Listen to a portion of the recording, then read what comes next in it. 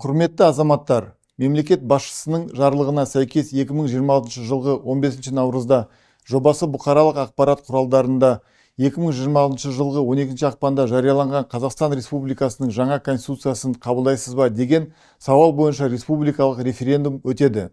Қазіргі уақытта азаматтар мен қоғамдық бірлестіктер тарапынан референдумға байланысты үгіт жұмыстары жүргізілуде. Конституциялық заңның 7 бабы 4 тармағына және референдумды дайындау және өткізу жөніндегі негізгі іс-шаралардың күнтізбелік жоспарына сай үгіт жүргізу 2026 жылғы 14 наурыз сағат 00-де аяқталады.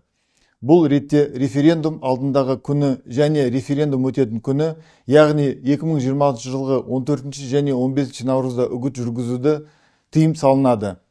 Сонымен қатар бұқаралық ақпарат құралдарында, онлайн платформаларда қоғамдық пікірге сауал салу нәтижелерін, референдум нәтижелеріне болжамдарды, референдумға байланысты өзге де зерттеулерді жариялауға жол берілмейді. Референдум күні дауыс беруге арналған үй-жайда немесе пунктте қоғамдық пікірге сауал салуды жүргізуге тыйым салынады. Аталған құқықтық талаптарды бұзу кінәлі тұлғалардың әкімшілік жауаптылыққа тартылуына әкеп соғады.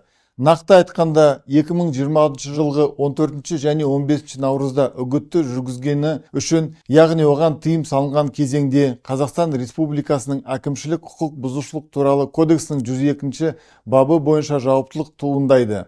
Қоғамдық пікірге сауал салудың нәтижелерін жарияланғаны немесе референдум күні дауыс беруге арналған үй-жайда немесе пунктте оны жүргізгені үшін Қазақстан Республикасының әкімшілік құқық бұзушылық туралы кодексінің 120 бабының 2 бөлігі бойынша жауаптылық көзделген.